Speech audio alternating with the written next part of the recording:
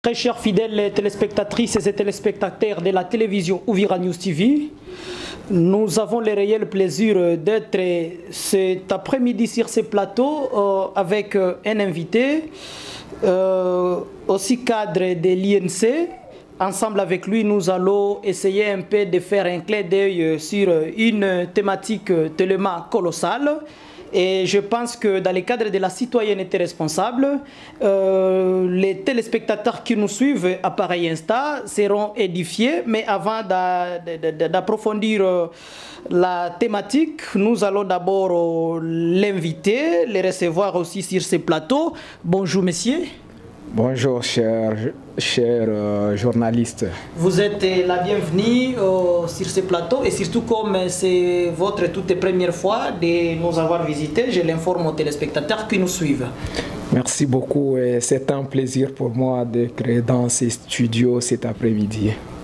La population qui vous écoute, tous les téléspectateurs aimeraient avoir une idée sur votre origine, parce que souvent on vous voit, mais on ne sait pas qui êtes-vous au juste. Sur cette occasion, vous pouvez quand même nous apporter un peu de lumière sur votre existence, quoi. Je me nomme Virgile Eli Soumaïli Dounia. Quand vous parlez de l'origine, je suis congolais de la République démocratique du Congo, de la tribu Vira, du clan des Balabwe ou Benelabwe. Monsieur Virgile, vous êtes aussi un acteur politique local, mais aussi l'un des notables le plus connus de la ville et territoire d'Uvira. Nous sommes très édifiés d'être avec vous sur ce plateau cet après-midi. Vous êtes dans quel parti politique précisément? Bon, vous l'avez déjà dit, peut-être que vous ne vous rappelez plus. En me présentant, vous avez dit que je suis cadre de l'Union pour la nation congolaise. Vous ne vous êtes pas trompé, c'est ça mon parti politique. L'Union pour la nation congolaise, UNC en sigle. Parti cher à son excellence, le Mwalimu Vital Kamerhe. Oui, monsieur Virgile Soumaïli, je pense que les téléspectateurs ont quand même tiré quelque chose d'essentiel dans votre présentation. Nous sommes très édifiés, très heureux aussi de vous recevoir sur ce plateau pour la toute première fois. En cette même occasion, nous vous souhaitons lever les meilleurs de l'an 2023, monsieur Virgile. Merci pareillement, cher Alvin. Merci beaucoup. Avec les cadres de l'INC, nous allons essayer un peu de changer en quelques petits temps concernant une thématique, comme je l'ai annoncé, tellement importante, qui va nous édifier dans le cadre d'une citoyenneté responsable. Et la thématique n'est autre que... Monsieur Soumaïli, comment découvrir les profils d'un candidat qu'il faut en faveur de la population lors des élections? Parce que nous nous approchons des scrutins électoraux et dans le cadre de la citoyenneté responsable, comme je l'ai annoncé, les médias sont censés préparer avec le leader, préparer les électeurs à savoir à qui prêter confiance, qui choisir et qui ne pas choisir, parce que pendant ces moments, vous verrez beaucoup de gens s'annoncent, même ceux-là qui ont disparu à Belirette, ils s'annoncent, ils viennent, ils apportent des vivres et des non-vivres, surtout que les élections en Afrique ont encore un caractère socio-économique, ça vous le connaissez. Alors vous verrez, les gens viennent à la dernière minute avec du matériel dans le cadre de tromper la vigilance des électeurs. Alors nous vous avions invité en fait que vous nous aidiez à éclaircir un peu la lanterne de la population, des électeurs aussi surtout, pour en fait qu'ils sachent à qui prêter confiance, quel profil ils peuvent découvrir dans les chefs d'un prétendant candidat ou d'une personne qui sollicite des votes auprès de la dite population? Eh bien, merci beaucoup. C'est vraiment une question très importante et une question d'actualité. Vous savez, je suis enseignant du cours de gestion des ressources humaines. Et lorsqu'on parle des profils en gestion des ressources humaines, on commence d'abord par voir les postes. Parce que à chaque poste correspond un profil donné. Alors, on doit d'abord définir le poste, savoir quelles sont les tâches qui sont liées à ces postes-là. Et c'est à partir de ces tâches qu'on saura qui peut mieux accomplir ces tâches-là. Et là, on est dans la notion de profil. Et le profil concerne la personnalité de quelqu'un. Le profil concerne le background professionnel de quelqu'un. Et ça concerne également les études de quelqu'un. Et c'est la même réalité que nous pouvons transposer à ce qui concerne les profils d'un député. C'est-à-dire, pour arriver à définir le profil d'un député, il faut tout d'abord savoir quelle est la fonction d'un député. Quel rôle doit jouer un député? Quelles sont les missions assignées au poste d'un député, s'il faut l'appeler ainsi? Alors, un député, il a pour principale fonction le vote de loi et le contrôle de l'action parlementaire. Et lorsque je parle des votes de loi, d'aucuns peuvent parler plutôt de légiférer, c'est-à-dire un législateur consiste, disons, qu'est-ce que je vais dire, un député consiste à élaborer les lois, c'est-à-dire il consiste à légiférer. Et un député, on le retrouve dans ce qu'on appelle l'Assemblée nationale, mais également dans le contexte qui est le nôtre, on les retrouve également dans l'Assemblée provinciale, d'où on peut avoir un député national et un député provincial. Et là, à côté du député, comme nous avons ici chez nous un parlement bicaméral, c'est-à-dire à deux chambres, nous n'avons pas que l'Assemblée nationale qui est la chambre basse, nous avons également le Sénat qui est la chambre haute. Et par là, il faut comprendre qu'un député, c'est un parlementaire. Et en tant que tel, ça doit être quelqu'un qui sait parler. Parce que tout ce qu'il a comme travail à faire lui demande à parler. Même si il est aussi également appelé à écrire. Et beaucoup plus aussi à réfléchir. Le Parlement, c'est l'institution par excellence de l'État. C'est-à-dire, c'est à partir du Parlement où se conçoit toute la politique générale de l'État et qui doit être exécutée maintenant au niveau du gouvernement et dans d'autres cas au niveau de la présidence. Mais ici chez nous, s'il faut connaître maintenant qui doit être un député ou un bon député, ça doit être quelqu'un qui est à mesure de pouvoir légiférer. Légiférer signifie qu'il doit être à même de proposer des lois. Quand il va proposer la loi, ça signifie qu'il doit être en mesure de pouvoir élaborer cette loi-là. Et pour élaborer cette loi, ça demande un certain nombre de connaissances dans les domaines. Même si quelquefois il peut se faire assister par des spécialistes, mais de lui-même, il doit avoir d'abord une base, il doit être à même de comprendre ce que les spécialistes lui proposent. De deux, les députés doivent réaliser ce qu'on appelle le contrôle de l'action gouvernementale. Et contrôler, ça signifie avoir des outils, avoir des connaissances susceptibles de pouvoir vous permettre à réaliser ce contrôle-là.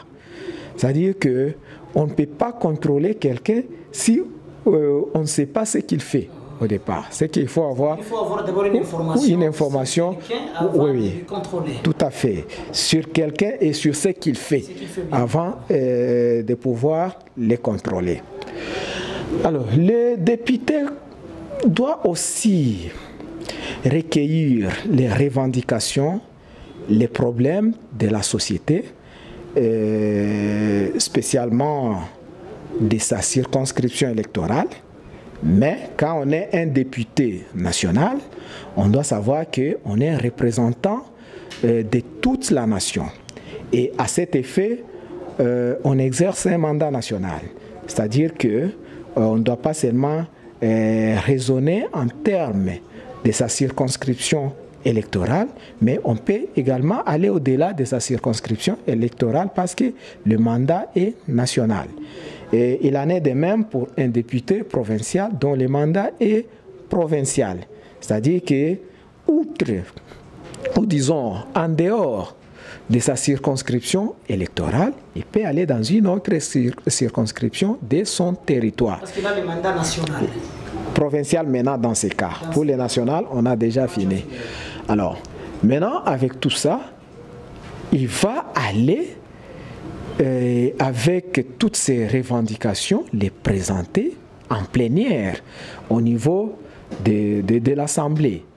Alors, pour le présenter, il faut avoir de l'art oratoire, il faut être à même de parler en public, et il faut savoir parler, parce qu'un parlementaire, c'est un parleur. Dans le Parlement, il y a le mot parler. Donc, il doit savoir parler, ça doit être quelqu'un d'éloquent. L'éloquence, ce n'est pas en termes de fignolage des mots, mais seulement dire quelque chose, oui, et dire quelque chose qui est quand même cohérent, ok, et en des termes précis et clairs. Ouais. Alors, vous comprenez par là qu'un député, ça ne doit pas être n'importe qui. Parce qu'un député, c'est cette personne-là qui doit réfléchir sur la vie de l'État. Ça doit être cette personne-là qui doit représenter tout un peuple au niveau tant provincial que national. Et dans ces cas, ça ne sera pas n'importe qui qu'on a ramassé. Ça ne sera pas quelqu'un qui doit s'improviser, qui n'a aucune connaissance dans un domaine de la vie nationale, mais plutôt quelqu'un qui peut aussi donner une certaine contribution pour l'émergence du pays. Et à ce titre, je dois dire que ça ne doit pas être quelqu'un qui vous vient seulement aujourd'hui, parce que les partis politiques ont besoin de candidats, ils ont besoin d'avoir des élus ou des gens qui peuvent ajouter des voix à d'autres, et on va ramasser quelqu'un parce qu'on sait que il peut aussi être en mesure de rassembler tout ça, et on les récupère, on va aller les courtiser, on les récupère, on fait de lui un candidat, et par hasard, il peut arriver à passer, et la question à se demander, qu'est-ce qu'il va aller faire là-bas? Quelle sera sa contribution pour le développement de l'État, pour le développement de la province. Donc, nous devons faire attention lorsque nous choisissons les candidats.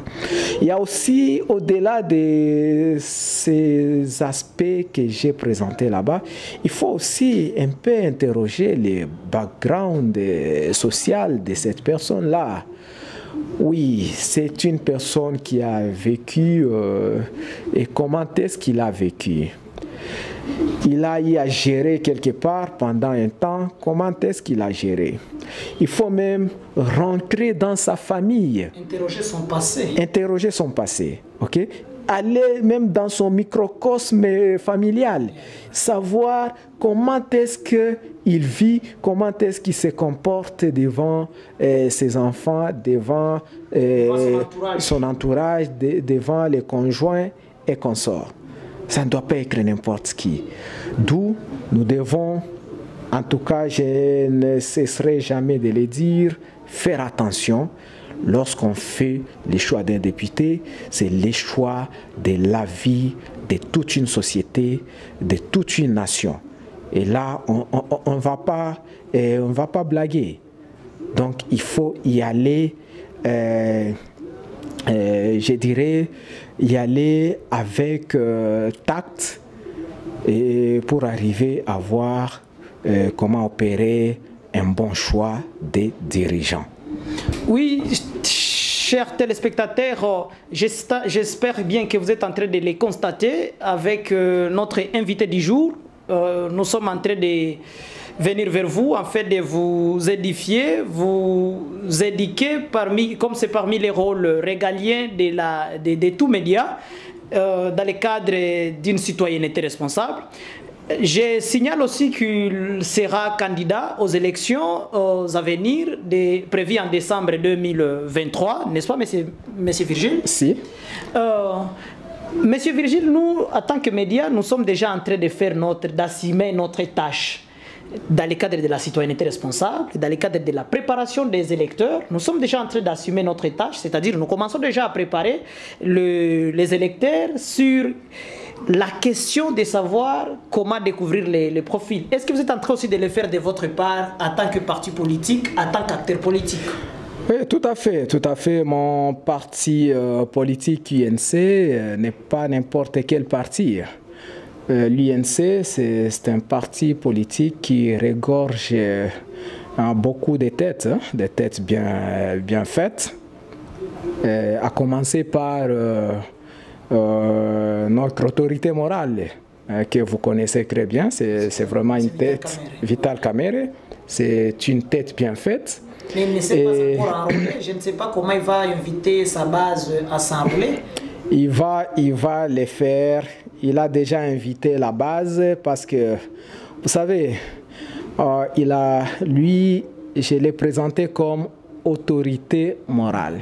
Ok? Donc, il a ses sergents qui ont commencé à faire ce boulot-là par son nom. Et lui aussi, personnellement, il est en train de le faire. Il est encore juste empêché, mais d'un moment à l'autre, il pourra également se présenter dans un centre d'enrôlement le plus proche pour pouvoir s'acquitter de ses devoirs civiques. Et personnellement aussi, bon, là j'ai parlé de l'autorité morale au niveau national, mais ici aussi, au niveau de notre province du Sud-Kivu, on est en train de lancer cet appel pour que les gens aillent s'enrôler massivement. Au moment venu, parce que tout à fait, c'est d'ici un mois. D'ici un mois, à février. Donc, on va commencer, mais il faut commencer déjà à le faire. Et heureusement que hier, je vous ai vu quand même participer à la conférence débat qu'un élu d'Ouvira et de l'INC a organisé ici chez nous à Ouvira, l'honorable Claude Missare.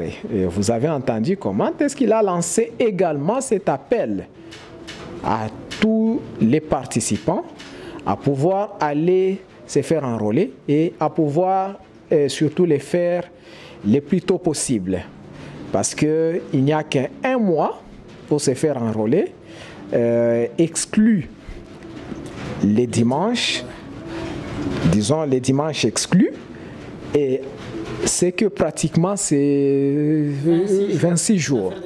Oui, c'est que si les gens craignent les pas, ils risquent d'aller se bousculer les derniers jours, ce qui ne sera pas une bonne chose. Et ceux-là qui vont dormir sur leur laurier risquent de rater ces grands rendez-vous.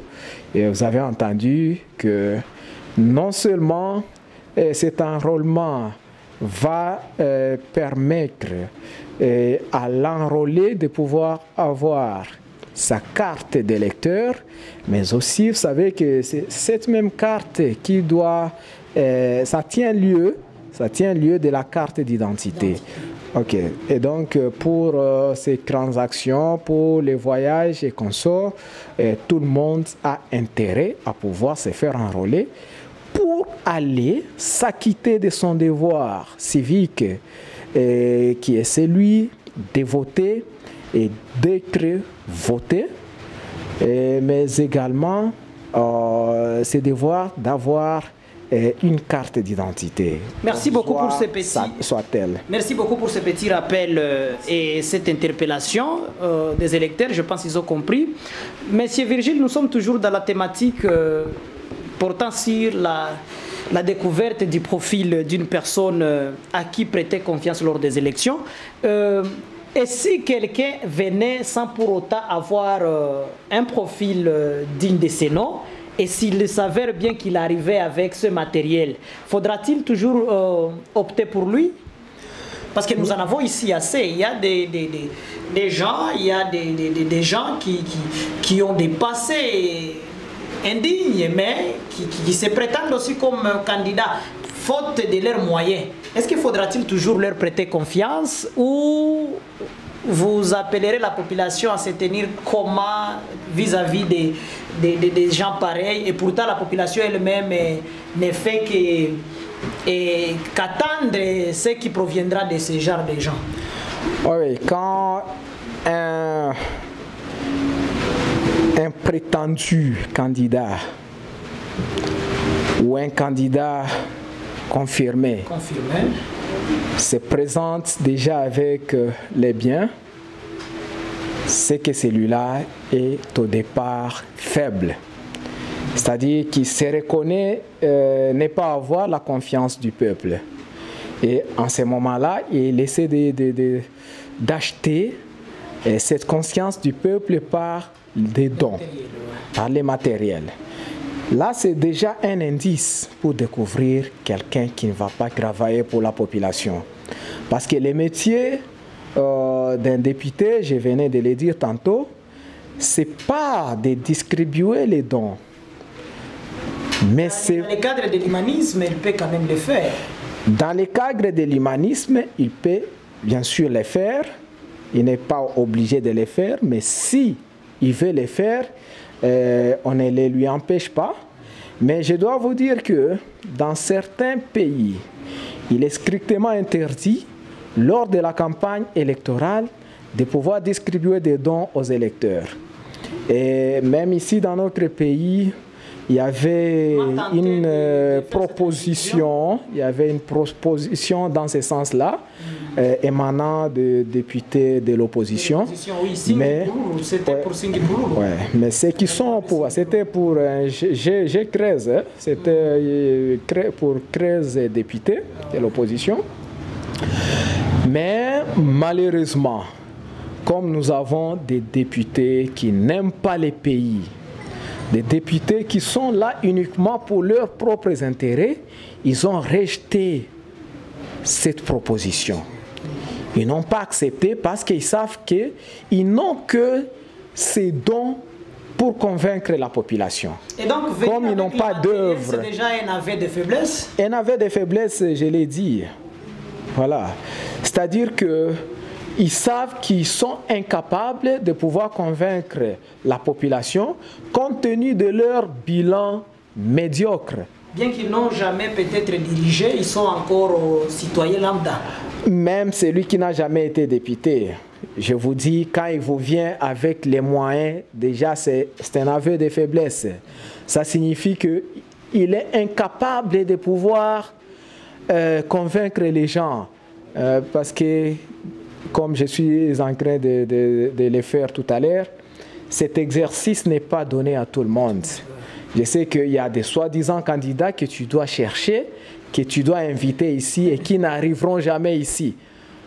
Et une telle personne veut aussi devenir député pour aller faire quoi? Un parlementaire, Monsieur Virgile, excusez, un parlementaire, c'est un parleur dans l'ensemble, dans le Parlement. Aujourd'hui, Uvira a y à voter, je ne pointe personne du doigt. Uvira a y à prêter confiance a y à être présenté par 4 députés nationaux. Mais jusqu'à la preuve du contraire, les 3, on ne sait pas d'où ils sont et pourtant ils sont dans une vacance parlementaire et on n'a jamais les entendu parler. Qu'est-ce que vous direz à la population qui se rapproche déjà aux élections par rapport à des gens pareils? Est-ce qu'il faudra-t-il encore prêter confiance à ces gens-ci ou à des semblables à ces gens-ci s'ils revenaient ou s'ils arrivaient? Je sais qu'en me posant cette question, vous avez déjà la réponse. C'est que ce sont des gens qu'il faut sanctionner. Il faut sanctionner parce qu'ils n'ont pas été à la hauteur de leur tâche.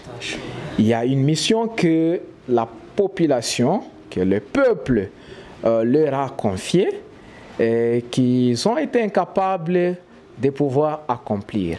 Faudra-t-il renouveler la confiance en eux? Pas du tout.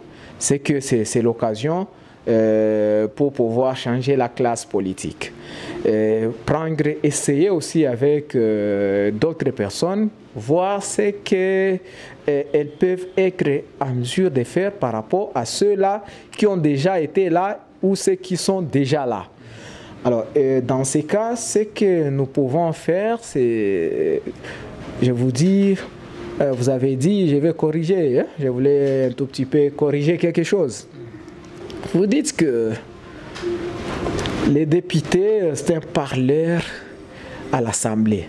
Mais il n'est pas seulement parleur à l'Assemblée. Il est même parleur en dehors de l'Assemblée.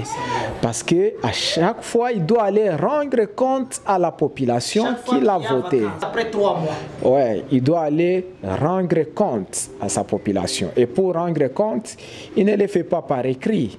Il n'agresse pas des rapports écrits à la population. Mais il invite la population. En face. Il échange avec la population en face. Et donc, il est appelé à parler à l'hémicycle ailleurs. Et il doit aller même aux médias, il doit parler.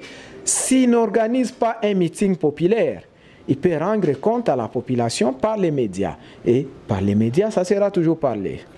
Ouais. Et si on vous invitait à côté, parce que nous sommes déjà les députés envoyés à Kinshasa sont déjà presque à leur fin mandat, presque je dis bien à leur fin mandat, et si on vous demandait à les côtés par rapport à ces mandats, les 4 députés, il s'agit de l'honorable Claude Missare, l'honorable Moulimba Limba qui a été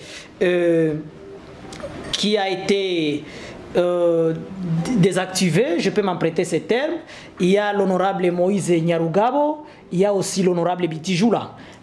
Et si on vous demandait de les coter par rapport à leur profil, par rapport à leur mission dans l'Assemblée en qualité de députés, en qualité de représentants ou de mandataires de la population, vous pouvez leur donner quelle cote?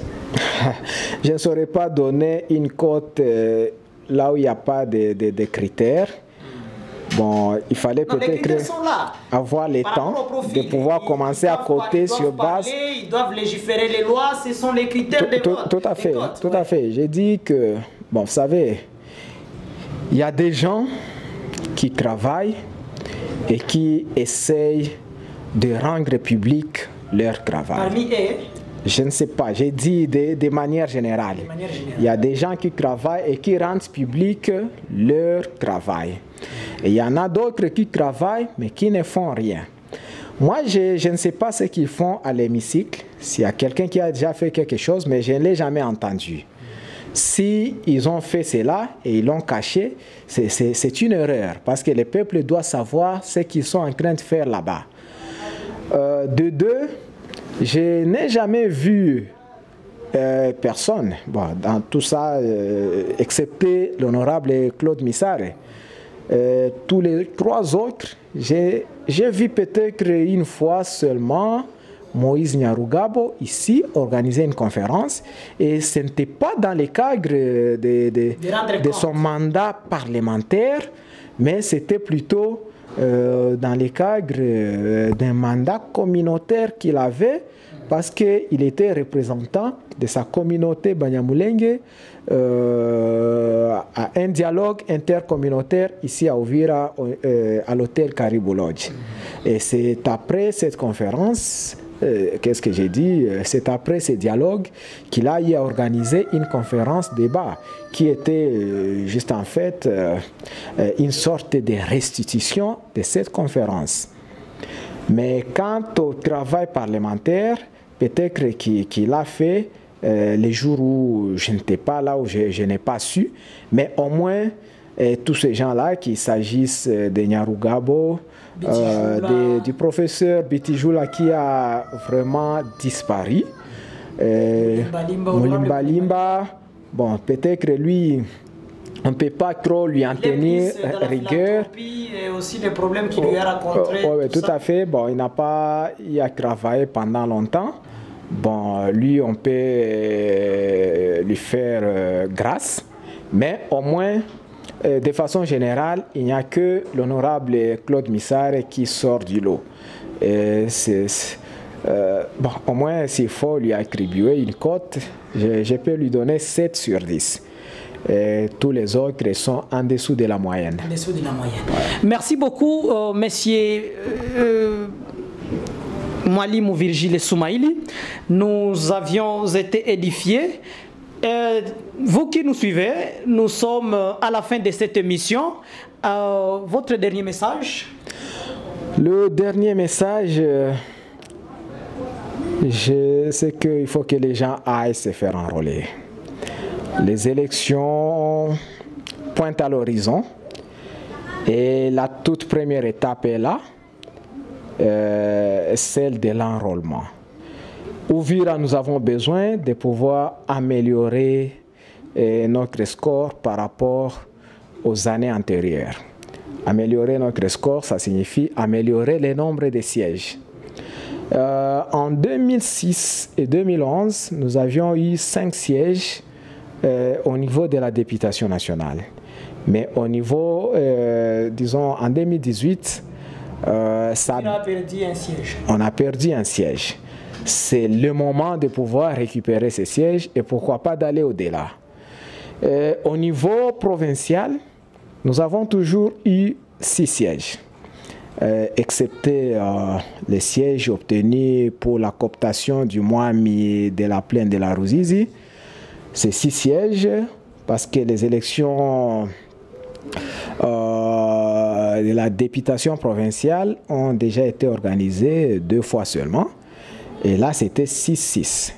Et aujourd'hui, nous voulons soit garder les 6 là, soit aller à 7-8. Ça nous fera du bien lorsque nous avons beaucoup d'électeurs. Beaucoup, je dirais, des représentants.